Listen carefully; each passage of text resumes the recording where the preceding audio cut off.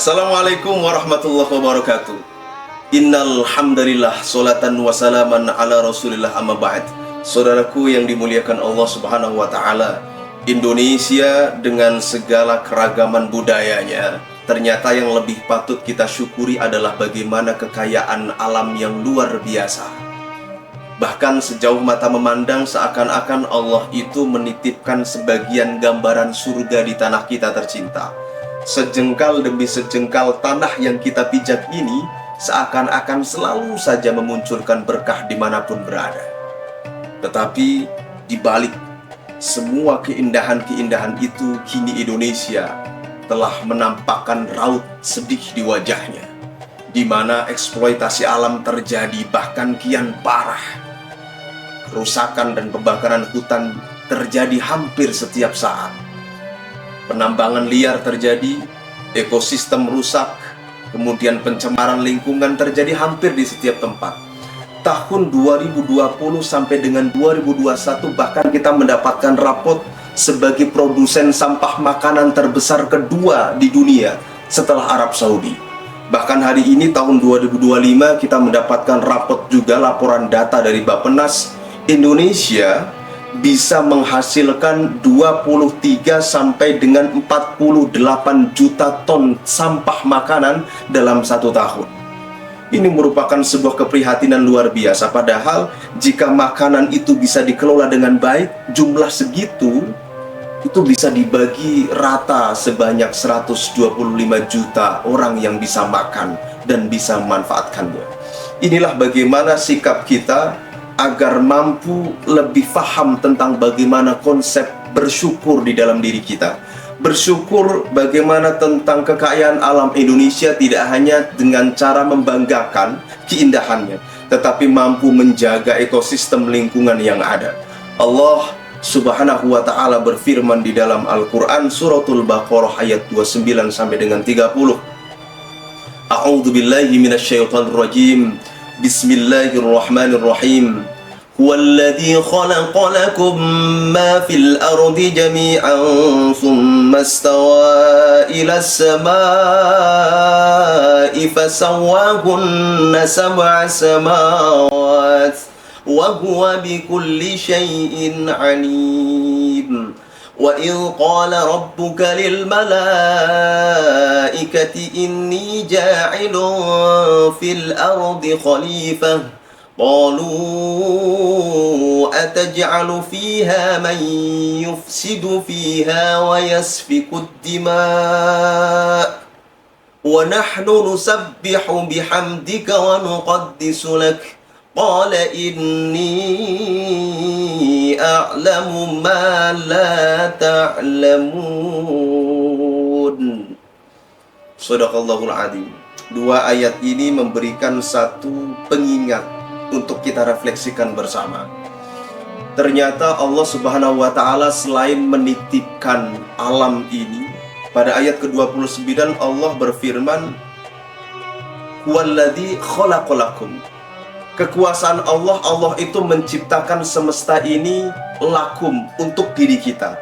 Tetapi kadang kita menafsirkan hanya setengah, bahwa kata lakum memiliki huruf lam yang memiliki makna lil intifa.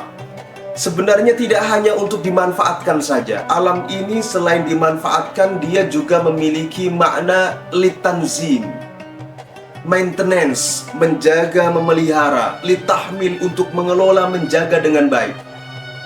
Jadi tidak hanya bagaimana kita mengeksploitasinya saja, tetapi kita juga mampu berpikir dengan jernih bagaimana agar alam ini terjaga sehingga kita dan regenerasi kita itu bisa menikmati kekayaan dari Allah Subhanahu wa ta'ala dengan baik. Karena manusia ini adalah makhluk regeneratif yang diberikan mandataris oleh Allah Subhanahu wa ta'ala sebagai khalifah di muka bumi ini. Ayat ke-30 Allah mengatakan manusia adalah makhluk yang dipercaya untuk mengelola bumi.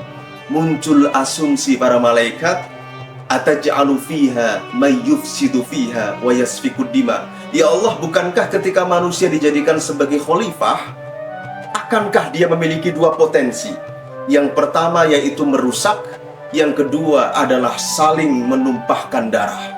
Ma'asyiral muslimin rahimakumullah, saudaraku dimanapun Anda berada, bahwa asumsi malaikat ini kemudian dipatahkan oleh Allah Subhanahu wa taala. Allah berfirman, "Inni a'lamu ma la ta'lamun." Allah Subhanahu wa taala mengatakan, "Aku lebih tahu darimu, wahai para malaikat." Tetapi kita juga melihat ternyata bagaimana potensi akal yang diberikan Allah kepada kita sekarang ini seakan-akan juga jarang kita manfaatkan. Kita tidak lagi peduli bagaimana menjaga alam kita dengan baik, menjaga ekosistem kita dengan baik, sehingga lingkungan ini tampak semakin hari semakin memprihatinkan.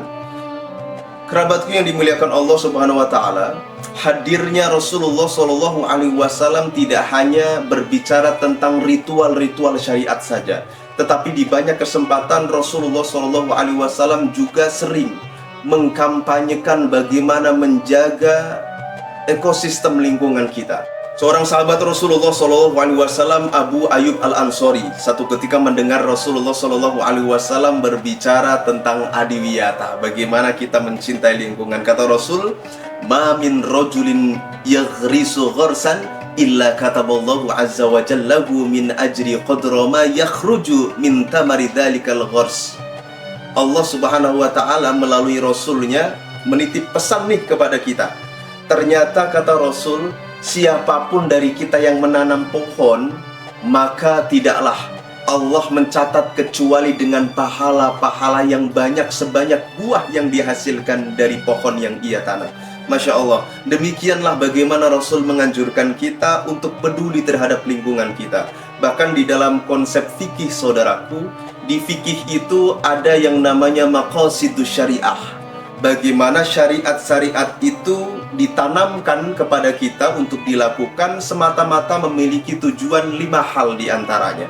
Yang pertama adalah hifdzuddin, bagaimana syariat itu ada untuk menjaga agama. Yang kedua adalah hifdzun nafs, menjaga jiwa kita. Hifdzul akal, menjaga akal kita. Hifdzun nasl, menjaga keturunan kita. Hifdzul mal, menjaga harta kita. Dan uniknya, dalam perkembangan konsep maqasidus syariah, para fuqaha menambahkan satu, yaitu hifdzul bi'ah. Bagaimana kita menjaga ekosistem lingkungan. Kita beribadah dengan cara merawat apapun yang telah diciptakan oleh Allah yang ada di bumi. Irhamu man fil ardi yarhamukum man fis sama. Konsepnya, sayangilah apa-apa yang ada di bumi kita agar kita mudah disayang oleh apapun yang ada di langit. Semoga bermanfaat. Wallahul muwaffiq ila aqwamit thoriq. Wassalamualaikum warahmatullahi wabarakatuh.